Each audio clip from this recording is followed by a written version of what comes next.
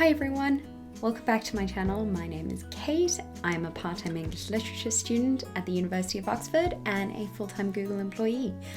And in this video, we are going to be talking about the books that inspired me to study literature or inspired me to read in general. So let's dive right in.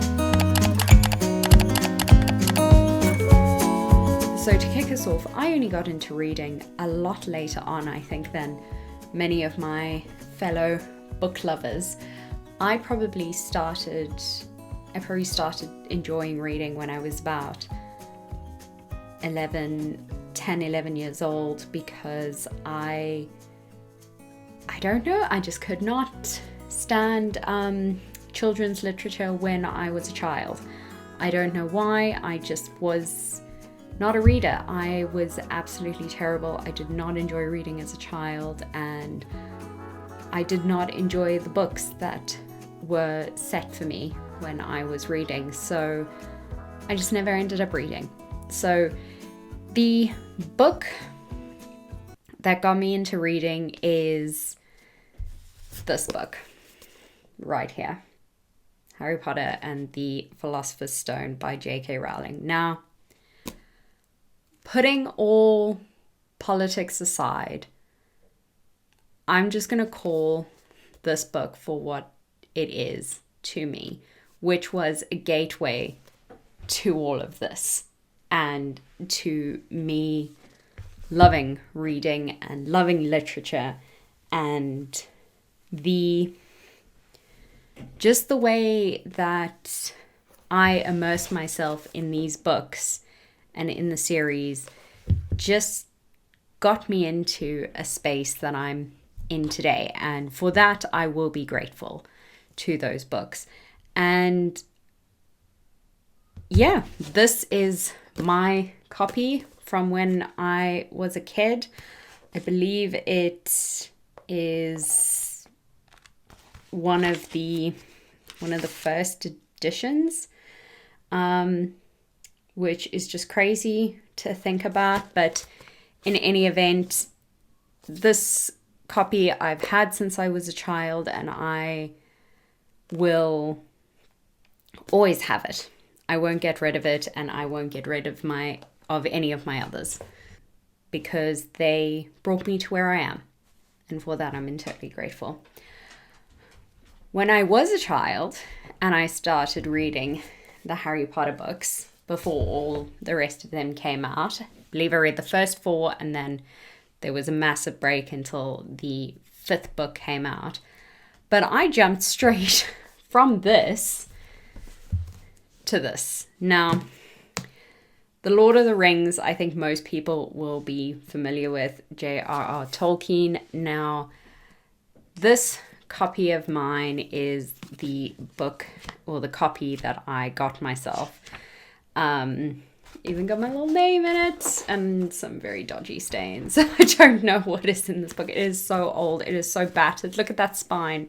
Look how terrible that spine looks. I don't even think you can really focus in on that spine. Yeah, there you go. It's absolutely awful. But these series of books, this is all 3 books. In one, I read this as a child. Obviously, I absolutely loved it, and you can see that it is well worn. It is just so many memories reading this book. It took me, when I was a child, it took me a whole year to read all of these, which I still think is really quite impressive. But I would love to reread them again. And as much as I despise movie cover books, I can't get rid of this one. This has too much sentimental value for me, even though it is really damaged and bent out of place and all kinds of things. I can't get rid of it. It's too special to me. So I will not be getting rid of this book, even though it is awful, and I would love to get nicer sets of Lord of the Rings books. But both of these books introduced me to a world of escapism within literature, and I just found myself in a place of magic, of excitement, of a world completely detached from the world that I was currently in. And I fell in love.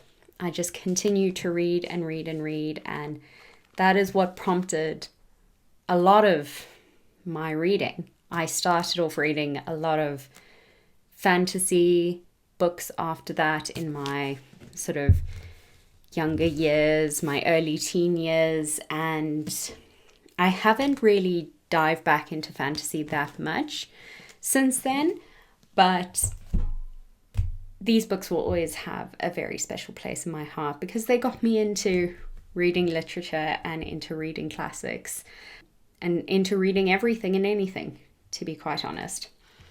But we're going to take a completely 180-degree turn, and the next book that I have here is Jane Austen's Pride and Prejudice. I've got a couple of copies of this book on the bookshelf, but this is by far my prettiest copy. Let's see if you can see that. And it's these gorgeous penguin drop caps collectibles from A to Z. So Austen A is the first one, and it's all the colored spines that you can see behind me here. And Pride and Prejudice was a book that I read in high school. It was one of the books that we were examined on in our final year and in high school. But I'd read it before and I'd loved it. And it was the first time that I'd read a book where I could kind of discern that there was a lot more meaning behind the text than what was just being written here. It was the first time that I wrote a critical reading analysis essay in my final year of school, and it was the first time that I'd kind of engaged with classics. I mean, I'd read a couple of other classics during high school, but this one really stuck with me. This book and Austen's writing were so clever, so meticulous, that I was immediately I was hooked, absolutely hooked. And I read all other Austens after that, and I continued to reread them consistently. And the quote on the back of this book is wonderful as well. How much sooner one tires of anything than of a book. I mean, it's just amazing. So this was my first sort of introduction into critical thinking, critical reading, and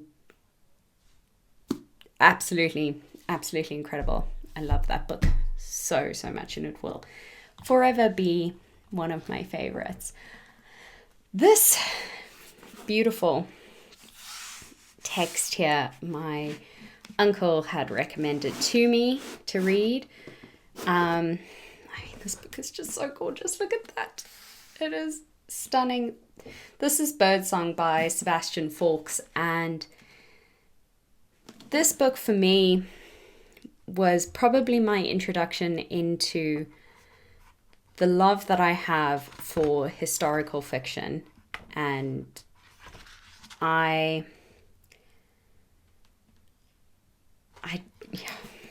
am completely speechless for this book. My copy of Birdsong, the one that I read, is here somewhere. This is just my special, beautiful copy that I keep in this folio box. But Birdsong for me was my introduction into historical fiction, and it combines my love of history with literature. Now, to say Birdsong is historically accurate is obviously something that I wouldn't say. It is set in a historical setting. It is set in the World War, but it's so beautiful. It's so beautifully written. It is such an incredible book about human fragility and endurance. And if you haven't read it, I would highly recommend you reading it, especially if you are a fan of historical fiction. I mean, look at the illustrations in this book. Isn't that just so incredible? Yeah, so this book was the jump for me into historical fiction, and obviously what followed from that was writers such as Hilary Mantel, writings like Salman Rushdie, Leo Tolstoy. If you're ever wanting to read a war book, War and Peace, Leo Tolstoy, you will learn a lot about military escapades in that book. I mean, look at these illustrations. I just cannot. It is so beautiful, this book. Anyway, so not only is this one of my most prized possession books, it is one of the books that firmly entrenched my love of reading historical fiction, and which further enhanced my love for history. So that is Birdsong. Now, as I kind of moved into my adult life, I started to read.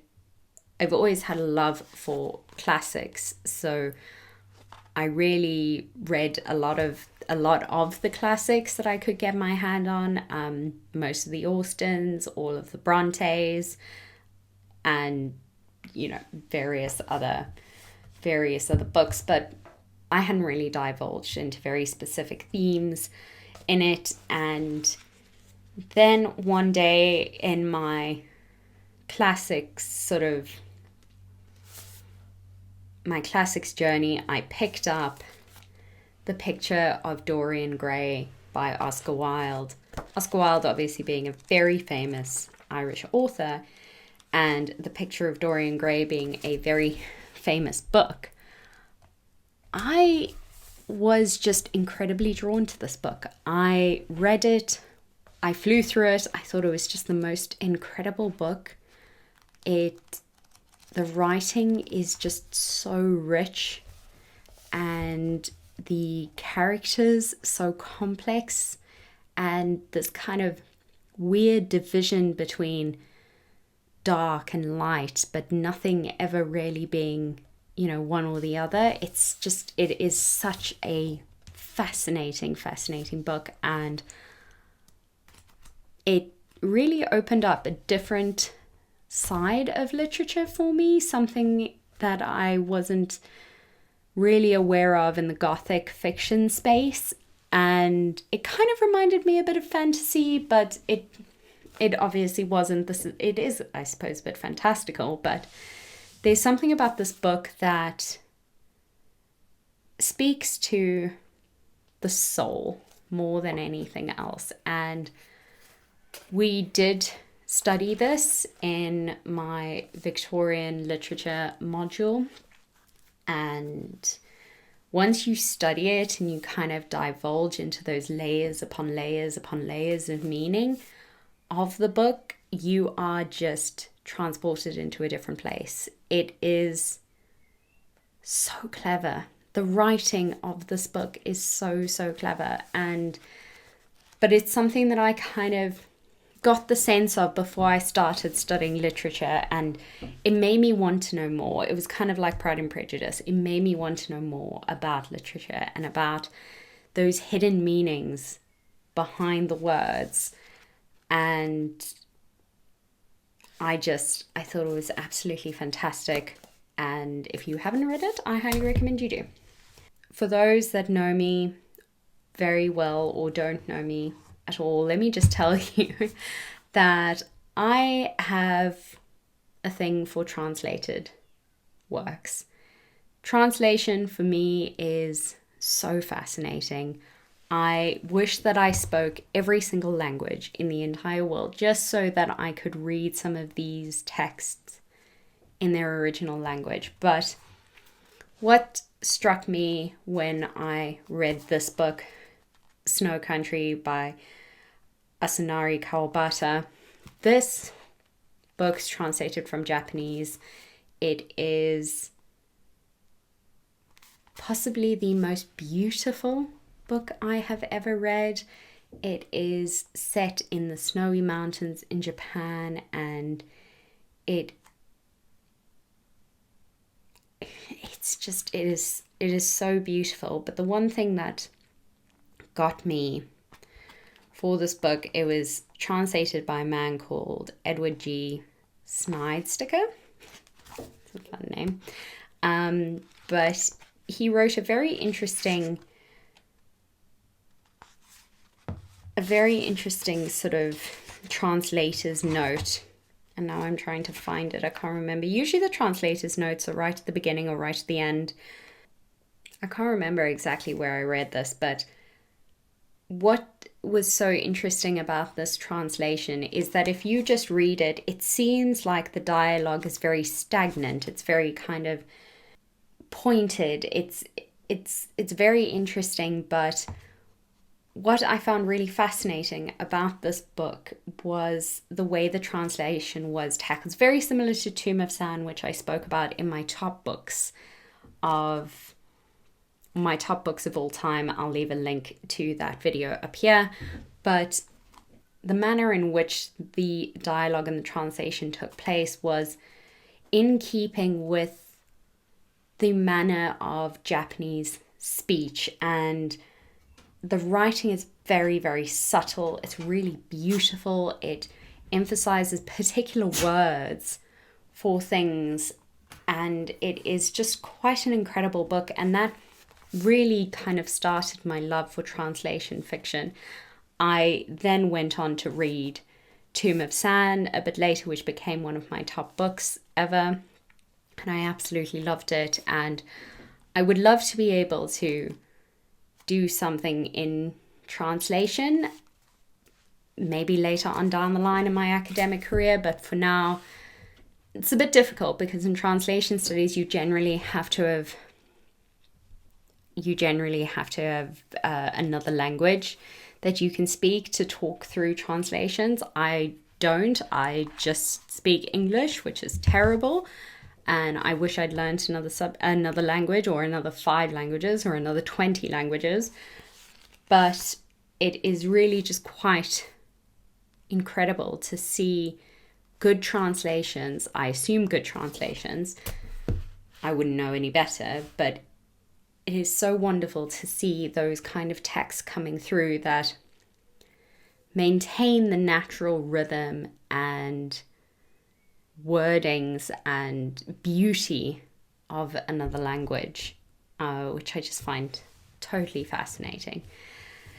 Then finally, last but not least, this is a compilation of Aphra Behn's works. For those that don't know, Aphra Behn is a early modern female writer. She is one of the first female writers to actually support herself financially through her writing, and this is a compilation of Oroonoko, the Rover, and other works. And I read the Rover, which is a play,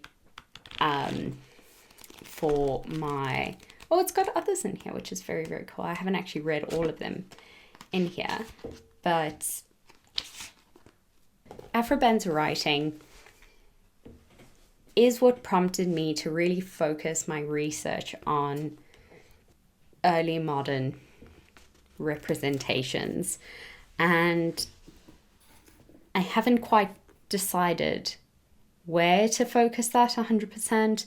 I'm thinking about minorities. I'm thinking about representations of women and their stages in early modern writing. But Aphra Behn has been so influential in motivating me in that way, and not a lot of people know about her as a writer. I'll just read the blurb because they can probably explain it a bit better than I can. Aphra Behn's short novel Oroonoko tells the story of a noble African prince who is betrayed and sold into slavery. using the author's own experiences in Suriname. It depicts the tragedy of a man born to command, brought to a position of abject powerlessness. Behn's bawdy restoration drama, The Rover, that's the one I read, centres on the dissolute Cavalier Wilmore, a follower of the exiled Charles II, and the attempts of two spirited women, Angelica Bianca, a courtesan, and Helena, a cross-dressing virgin, to woo him. The other works collected here include poems, letters, prose, and the play The Widow Ranter, the first drama to be set in the American colonies. Together they demonstrate the versatility and sophistication of one of the most innovative and wide-ranging authors of the 17th century. Yes, I get that we have Shakespeare, he's an incredible writer, but this is the kind of stuff that we should be talking about a lot more. And Aphra Behn is just so fantastic. I love her writing. I love her completely uninhibited nature to talk about things that were taboo to talk about. Women's sexuality, for example, or slavery in the 17th century. It's just quite incredible. And so she has inspired me to go into masters. And so because of all of these books through my life, from a young age through to now, these are the reasons. Goodness, you can't even see all of them because Birdsong is so big. These are the reasons why I am studying literature today, and one of the reasons why I want literature to be my be-all and end-all. So yeah, I really hope you enjoyed this video. I love talking about these books. I just think it's really, really incredible that books can have such an impact on our lives without even really noticing. I mean, Aphra Behn has no idea that she has inspired me, or none of these authors know the effect that they have had on the world, and that is just quite incredible. And with that note, I will end this video. Thank you so much for watching, and I'll see you all in the next one. Bye.